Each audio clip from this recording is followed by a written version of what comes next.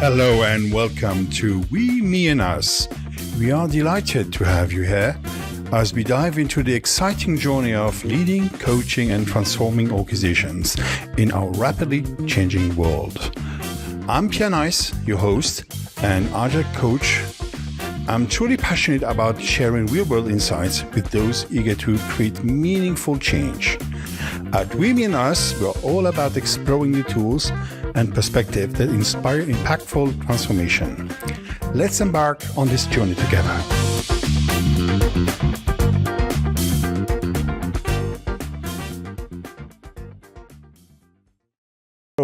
Good morning, ladies and gentlemen, dear followers of the We, Me and Us podcast. I'm really thrilled and happy to have two very special guests here in this conversation round. It's Li Fang or Fang Li. How do I pronounce it? Fang Li. Fang Li. I'm really bad in pronunciation. And then Francisco Cortes. Hola. Hola, hola. Hola, how you doing? So we worked together in this quite 1 year first phase of an Agile transformation plan. And Li and Francisco or Frank were my bosses, my customers, my sponsors. In fact, they were my partners. And let's start with the ladies first. Li, who are you? Mm-hmm. Good morning, everybody. I'm glad to be invited here to have this conversation. I'm Li, not Bruce Lee, but Li. Similar because we are all master. I'm master in the Agile area. So I'm a Chinese living in Germany. So it's like a combination of flexibility and structure. I hope. I have been deep diving into Agile since 2012. Before that, I was a software engineer, so I know technology. And now I'm very interested in Agile, and it was a pleasure for me to working with Pierre on this Agile program in our company. It's a wide, it's a very broad training Pierre bring to us. I learned a lot from you. Yes, I think that's about me, and we will talk about more about the training. Yeah, but we knew each other a long time before. Not so long, Pierre. Okay, I'm older. That's fine. That's a joke, right? Very. Okay, then I have to stop with Lee. She's impossible. I'm too talkative. Stop me when needed. If you think I'm talking too much, I have my master in Lee. Lovely. Frank, who are you, Frank? Hi, yes, thank you for having us here. And my name is Francisco Cortes, or simply Frank. I think the easiest way to describe me is in learning and development. I work based now also in Frankfurt in Germany, but I'm originally from Nicaragua, from Central America. So this Latin American background. I've been in various countries already, and I started as well in software development, but as I just said, more focused on learning and development. And I was also part of this exciting journey, I would say, of the Agile transformation and supporting it in the company, in an IT company that we work in. And yes, indeed, to partner with you, Pierre, and to accompany us in this wonderful journey. And I hope we can talk more about it now. Absolutely. So it was just to explain rapidly as Kipo is part of the Pro Credit Group. It was, let's say, if you can consider as the spin-off of the IT department as a company serving mostly the banking sector from the home. And this is across the world. So you have how many? 48 different nationalities? Yes, we have at least, it varies from depending how we're counting, but I would say 40, we had maximum 47. I think we're around 45, more or less different nationalities. So indeed from various backgrounds. And we are although it's a German-based company, we are focusing with and partnering with clients that are in Southeastern and Eastern Europe, and a few still in Latin America, but that's our main. So you'll hear a lot about this multicultural, multinational, different types of backgrounds as well here, mainly in IT, but not only. And I think we explore that also when we discuss the back office aspects. But yes, very varied backgrounds. Yeah, so I would say you're mostly Balkan. By geography, it is several countries there, but not only. I think we also have like colleagues who are coming from, although the offices and our clients are mainly in the southeastern part. I think we also cover other parts. I mean, just to give an example, I was mentioning at the beginning that I lived in various parts. I remember my nice time living in Ukraine, in Kyiv. I was there as part of the software development, so I got the chance to meet the colleagues there. Totally different from my perspective, coming from Latin America, getting already used to going to neighboring countries and all of them spoke Spanish, and then moving half around the world, going to different language, but also different alphabets. So first challenge was to read. So I was thinking, okay, this is already a big thing.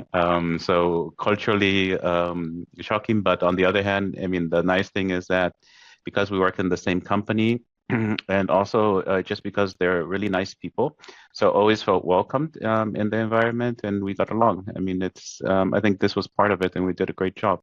So coming back to this about the multinational, multicultural aspect, I think this is one of the aspects that I think Li can also say a bit more about it, but that we definitely enjoy working in our company. This exposure to different points of view, having this background in as a difference, but also having some commonality, mainly our values. I get a couple of slap in my faces, just by working. First big slap on the face is having the training, the workshop, and the same colleagues. One are coming from Kiev, another from Moscow. Yeah. I have my own biases, and they say, "Oh, this is just my colleague." I say, "Oh, you're so true. They were right." Even you have this reaction brain, right? And the second part, workshop in Pristina and Kosovo, and I had this couple of ladies coming from El Salvador, especially for that workshop. They say, you cross half of the world just for my workshop in Pristina. And how can you mention to your family, oh, you went in Europe and we're in Kosovo? Say, and they're lovely. And also the guys from Ghana. It was a real pleasure and stuff, but also challenging aspects in Skopje, aspects with, so we had people from, Kiev, Moldova, a lot, Romania, 3 people from Spain. So Ghana I mentioned, El Salvador I mentioned, originally a couple from Nicaragua. Yes. People from Venezuela, no, Guatemala, I guess. I got to Guatemala. I got another part, very famous, not Bolivia, the other one, Colombia. Colombia, yes. Colombia. One guy from UK. Some from Germany. Yes. I was the only one living in Switzerland, but the bastard, the French-German bastard. So not that much, but it's very, very, very interesting to work with the guys and how you behave all together. When you say, we had a couple of conversations, you say, oh, are you sure it will work at us? I say, you have a behavior which is awesome. You really have this feeling of collaboration, which is awesome. Very great. Fascinating. But Pierre, do you find this is the challenge to work with multicultural? Because for me, since I'm a Chinese, very east coming to is that east? Yes, east to the west. So for me, I don't feel like that. I take it as a challenge or block because maybe I'm used to this. I'm very far from China and living in Germany, perhaps I'm already get used to this multicultural environment. For me, that is quite usual. I wouldn't to think about it at all. I think in our company, our colleague, we're used to that, and then this is quite natural to us. Yeah, I really get your point. I would say the challenge will be if you only work with mid-aged white male from Switzerland, this will be a challenge. All thinking the same way. You don't have this kind of diversity of thoughts. And this is making the thing awesome. Or we had a couple of small challenges with just cultural challenges that we have to consider a little bit. I didn't mention too much because usually people say, okay, that's fine. This is fluffy. This is not something you can put directly in your appointment. As a coach, you have to consider like the ways. A funny part is we had people venting a little bit, and you discover, oh, we don't like this coach. You say, yeah. Then I discover, like I mentioned, it's just because you're from Ukraine and he is from UK. His English is too good, and it's just the communication factor, and there's a part of the jokes of the part of the, let's say, the will of communication, right, was quite helpful, and you learned. Yeah, you're right. The communication. Actually, I feel like for us, I feel like multicultural for me it shouldn't be a big problem. Rather, it's because look, we are delivering this training by you to the whole company. The complexity I see here is the different understanding, different level maturity of the understanding of what is Agile, because we are doing Agile transformation here. And some people are junior, they just graduate from the school. And some are already many years in the company. So they are a bit resistant to the changes. Some are really new and enthusiastic to perform change. So this, for me, is quite diverse from the understanding of this. What are we going to achieve? And additionally, see, another complexity is we are doing this training for the whole company. And it's not all, because usually you think Agile is for the development team. Developers, testers, and then they do this Scrum and so on. But now we are delivering this knowledge to the whole company, including, like Frank said, back office, HR, finance, and procurement. And this is quite, for me, is the biggest challenge. What do we want to achieve with these different levels of understanding and different functions? And because of Frank, I had to review all the training materials to fit it to the context. Because yes, Agile for software development is easy peasy, but then you have to challenge, what are you doing with the support team? What are you doing with operations? The guy who you're coming to ask, or give me a computer, right? Or the HR, the office managers, the finance people. Procurement was easy peasy also. But the challenge came from the guys doing the credit cards, or even a couple of people in Pristina. We had, they're just doing the ATM maintenance. These are the car driving through the sales offices, or to maintain the ATM and ATMs, and you have to come to explain what is Agile for them. You can't talk about Scrum and only Kanban. There's something else. And yeah, the reaction was absolutely great.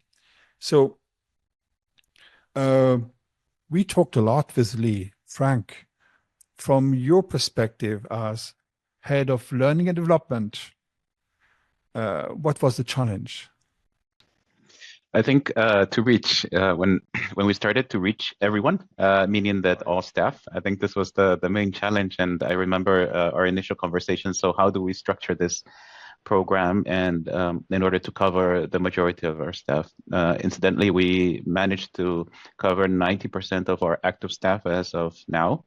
So that includes colleagues who started already last year. I think our journey started in May and we ended in March.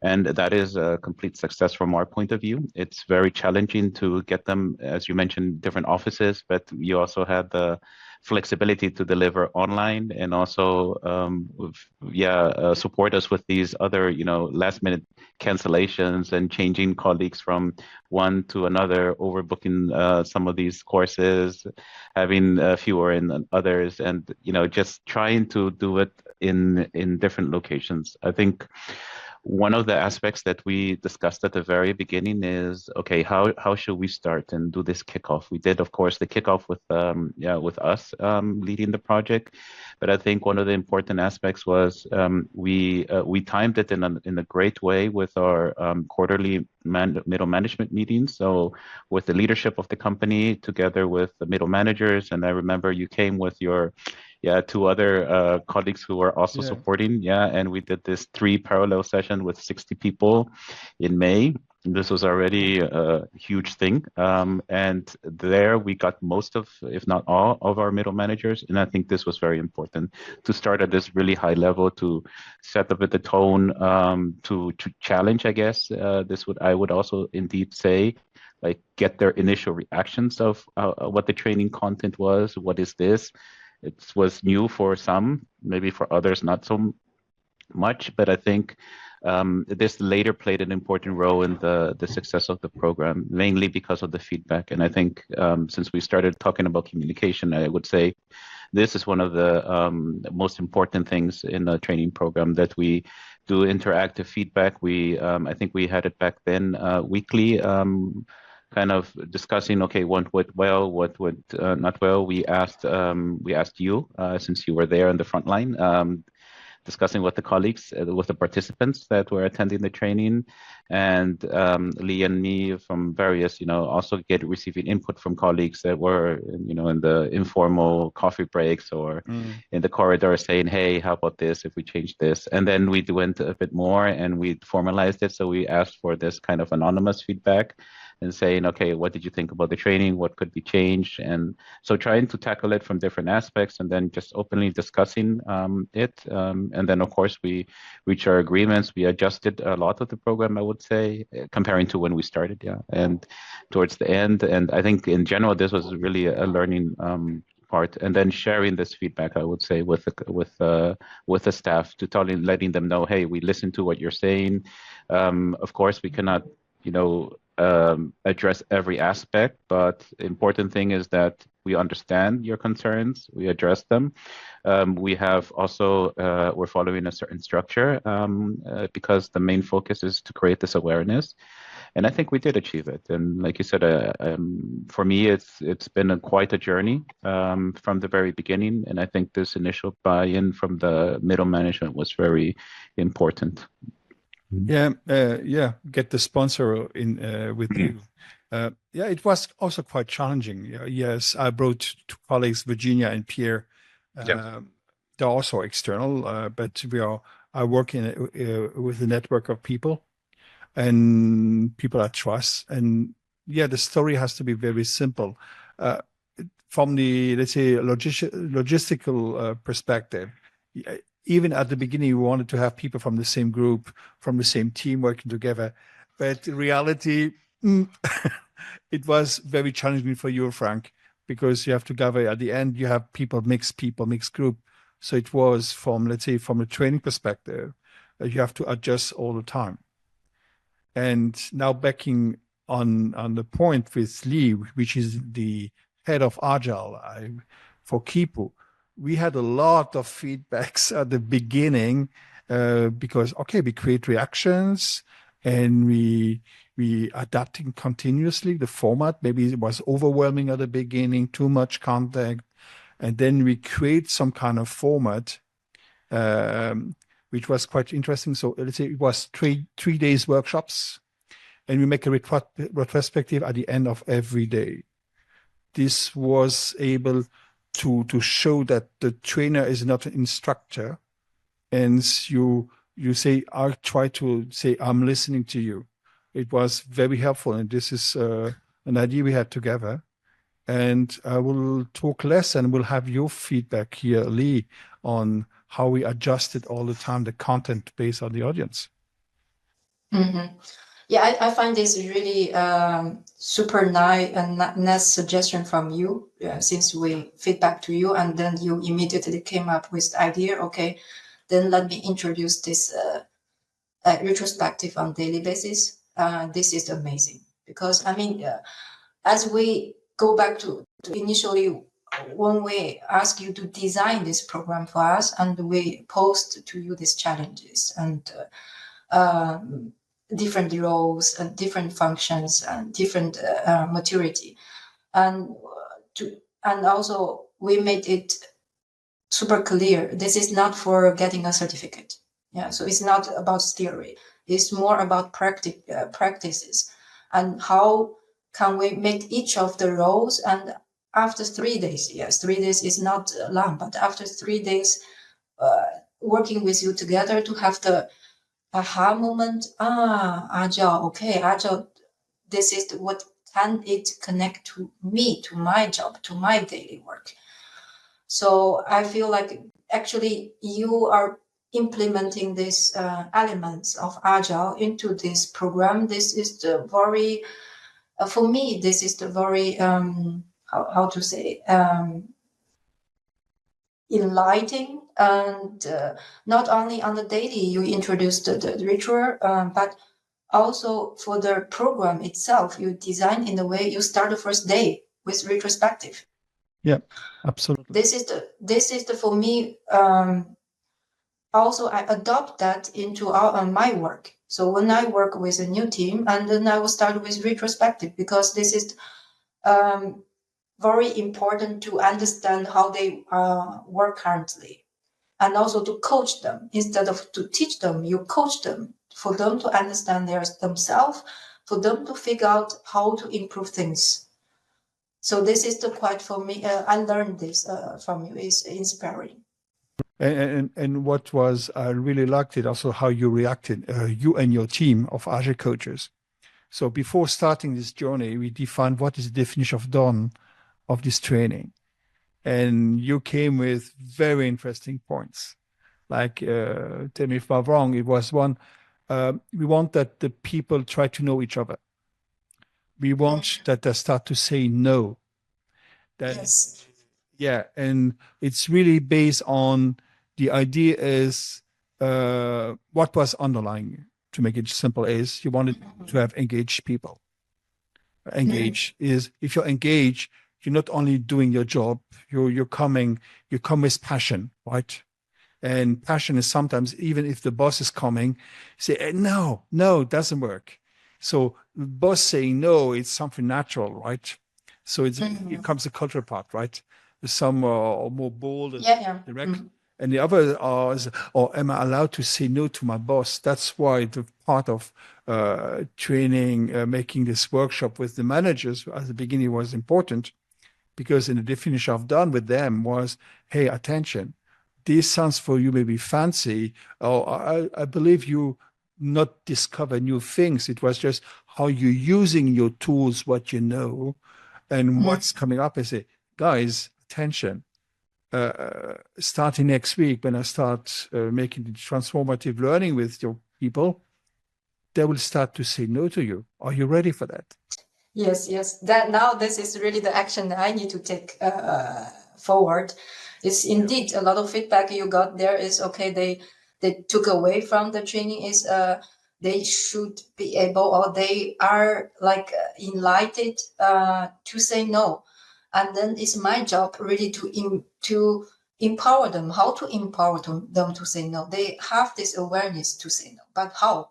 Still, we find this is the job now I have, and to define either a clearly metrics or clearly rules in order for them, okay, go through the checklist and to look into our strategy and our vision.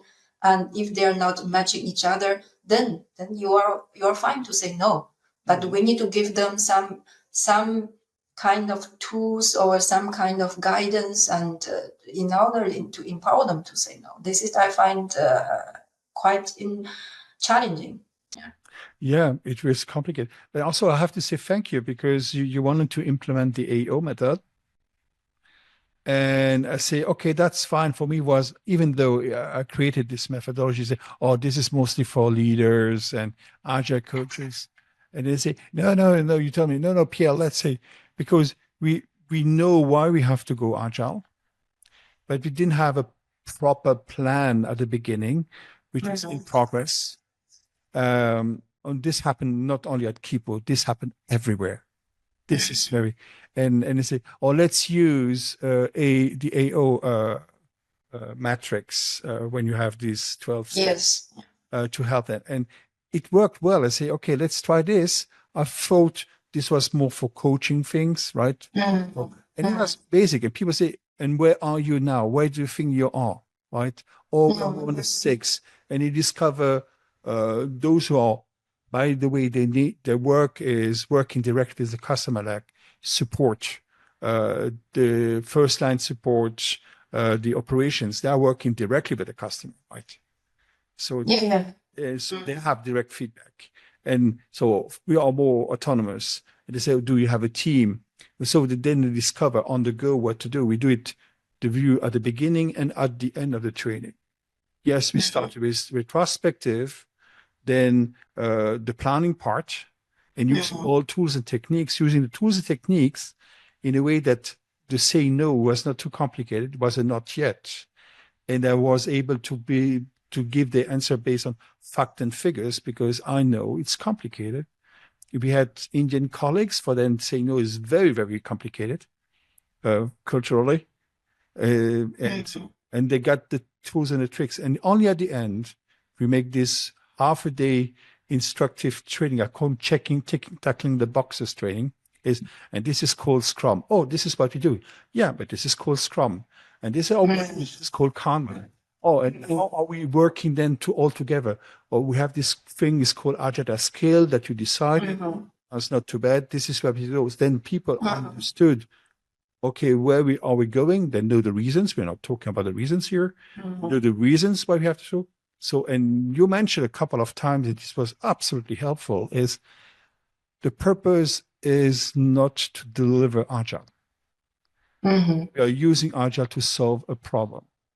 Yes. And this was really thank you here in public about these aspects. And it was absolutely awesome. And this made the difference. And again, starting with retrospective is something you apply in Kanban. Is start where you are now, and then you improve it. And the idea behind is to create a sense-making approach. And sense-making, what makes sense to everyone, because everyone say Agile, everyone has a bell rings. I have an idea. Then you come with a methodology and you say, that's not my thing. Then you understand. And yes, and we work on the 3 angles. The 3 angles, which is the title of this podcast, is about making the focus on the we, the team. So if you're not on the team, it's complicated. The us is the company. And then what's in for me is what's coming, what is the game for me alone playing with the team and with the company. So what change at myself? So this was the we in us approach. When you say focus more on the we part, on the team, because this is your safety field container. They're watching your back. It reduces the tension. And so, but we are working for Kipo and the transformation. They say, in fact, you should not care. Kipo, you are, let's say you have sympathy with Kipo or the company, your company, maybe you're working for, I don't know, IBM. So you have, but your focus is not IBM. Your focus is maybe your data analytics teams that's your team where you have to care, your family. And a couple of, and they understood very well. And it was very interesting because we have this value stream mapping game, which discovered. It's a simple tool, but the effects are crazy because people say, oh, now I understand how we're working. I really believe these simple old tools are the tools you have to use all the time. It was very interesting with one of the teams I don't want to mention. We started with the design. We did this in Pristina. So Lee, you can relate. Yes. Make this design. You were there. We improved the design, was quite good. And then afterwards, I have other teams from the same entity. We did the same exercise. I say, now I will show you the initial design. Can you improve this one? And they improved the initial design is, here is, in my words, is the improvement of the us by the we, is the entities, how the system of all the entities are really working together. They add things, they say, oh, this is a belief, in reality is working differently. They say, okay, then you have the full picture. And only when you have the full picture, you can start improving the picture. Because if you want to change, you have to notice there is a change to do. If it's theoretical, people will never buy it. Right? They say, oh, yeah, okay. All right. Yeah, I think this, so this is what you said, we and us. Yes, when we talk about transformation, maybe it's not directly related to everyone, but from my point of view, and also this is what motivated me to invest in Agile all the time, or me to learn about Agile, is really I find this to how to empower people, how to unleash their potentials. I believe each of us are smart people. It's just you need to give them some overall picture and to give them some directions, like us. And also you pointed out, we need urgently a vision, a purpose. What do we want to achieve? And with this vision, and everybody will have this in mind and connect to their day-to-day work. And actually, you talk about Agile, and one thing is to solve the problem. And what is the bigger problem? What we have now is how to react to the market rapidly. So this is our problem, because we are IT company, and then we are serving our end users, and we want to provide better service to them. How? And we must deliver always higher quality, maybe cheaper service to them in order for also to serve them. And if we step out of our daily work and our job scope and responsibility to connect to that, you find a meaning. And then you will be motivated to know, okay, that's why I need to constantly improve my work, and because I have someone is benefiting from this. So this is really, for me, is very essential to provide them the big picture, the North Star for us. And then at the management level, there's also another challenges about your customers are mostly banks, and there's a lot of banks, right? And you have to speak with them, and then you have the holding. So yes, you have all these responses. Sounds a small thing. No, you're facing the big problems that big of the multinational companies are facing, is how we have to have alignment in multiple areas. How are we doing? And if I go deeply on the core, it's always about the communication part. How can we speak? If you're speaking only based on contracts, so in the conversation we talked about the SLAs, right? And like support and its SLAs, and then ask her, have you never thought about to improve and review the SLAs? Oh, why should we review the contract? Yeah, because if the contract is not helping you moving forward, it's just a blocker, a thing to change the contract, right? To make it coherent, because it was maybe valid 10 years ago, maybe 5 years ago, but things are changing, right? And I had more and more at my customer side about even the contracts with third parties, the partnership. So like here, more outcome-based, less output-based, and you're solving a lot of things. Even people talk Agile is most of engineering. No, it's social skills. And how can I put butter in the system so it is more fluid, right? How can it work better? And here was the cornerstone, Frank. Yeah, I think I fully support what Li was explaining now. I think, and if I see it from my perspective, from the learning part, what I would say is we started with the create awareness part, and also you mentioned this, Pierre, about challenging and thinking about, okay, so me we, the team, and what we're doing, and how does this fit? And I remember our initial feedbacks were, or the ones feedbacks that we receive is, okay, well, so what is this course about, and why are we here?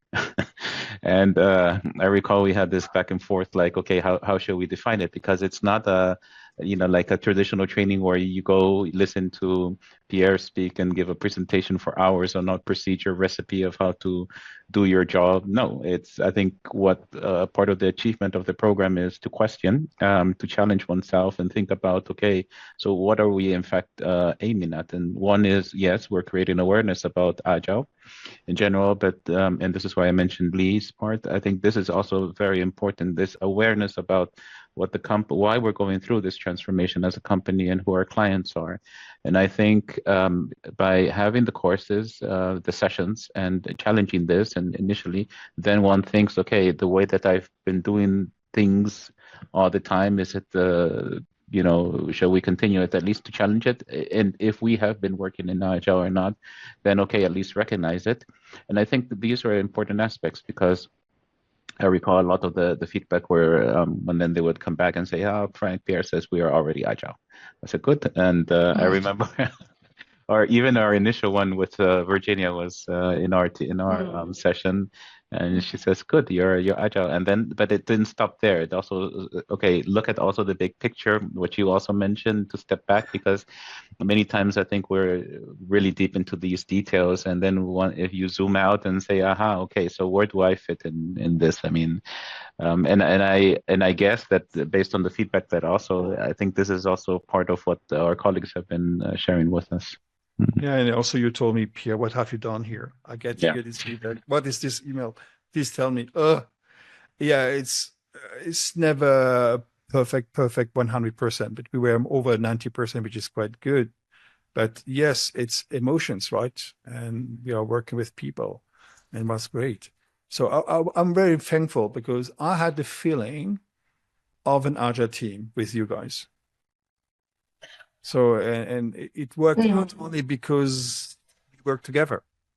Yeah, indeed.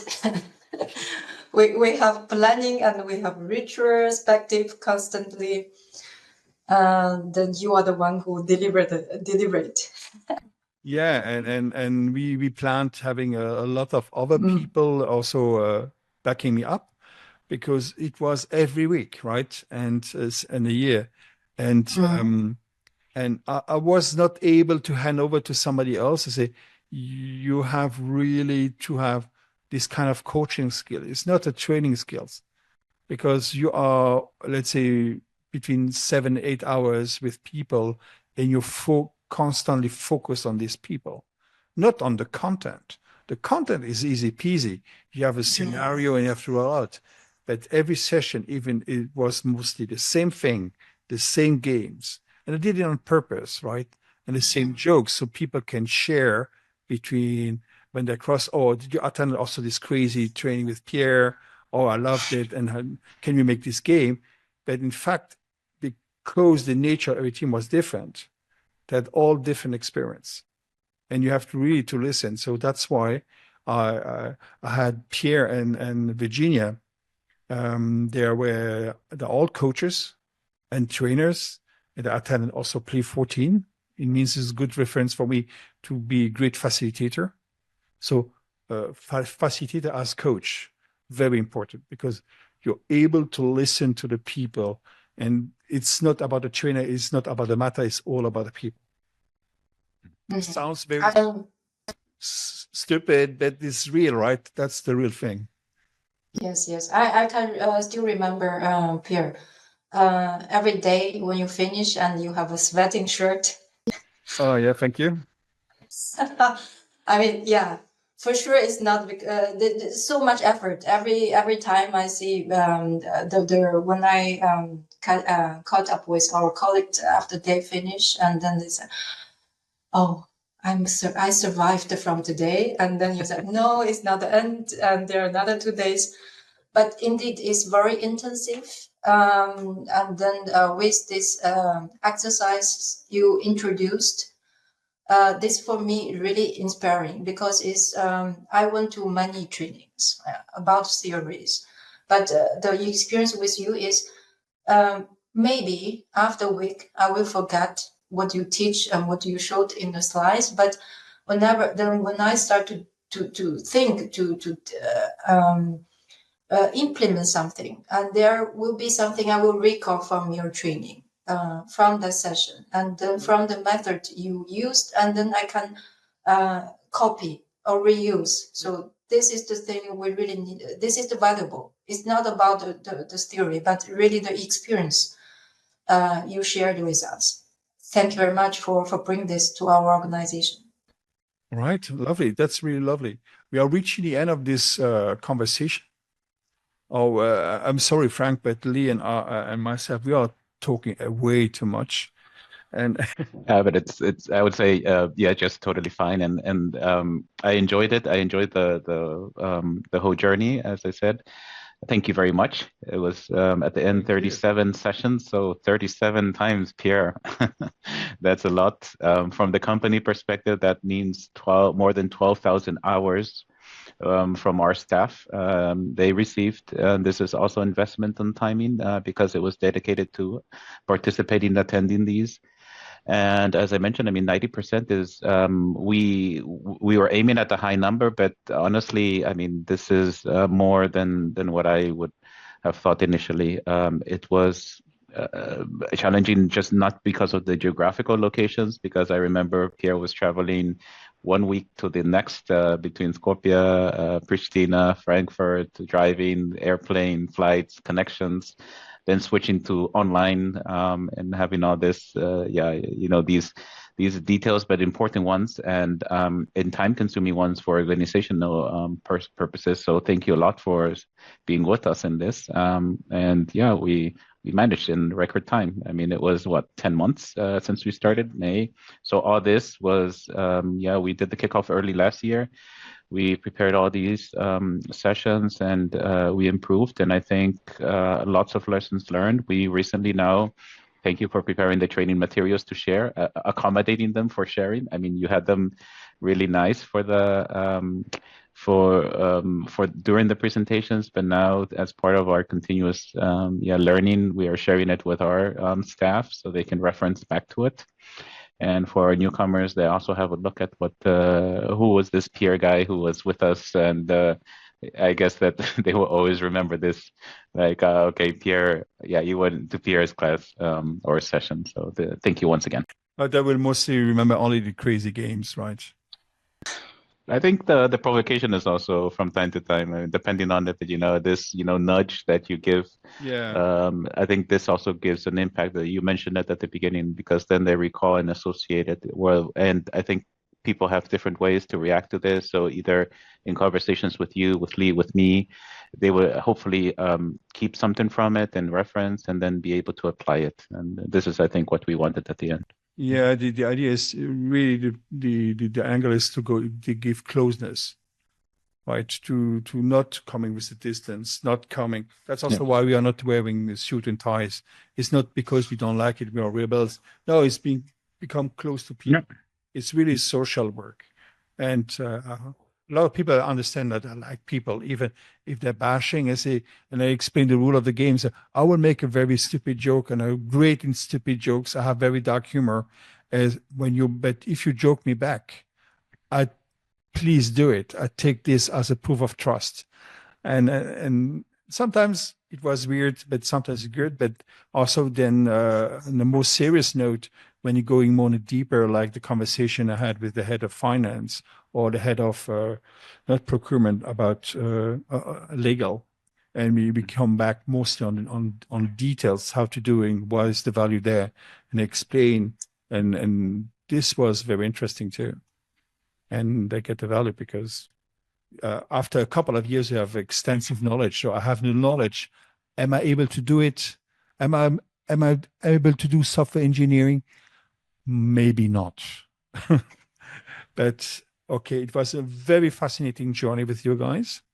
I thank you so much. I thank you so, Li Fang or Fang Li. It's a real pleasure. We still keep in touch. And thank you so much, Frank. It was a great honor, a privilege to work with you guys and with the whole people, the whole company. So, likewise. Lovely. Thank you so much. Thank you. Thank you, Pierre. Thank you for having us. It's a great talk. Keep in touch.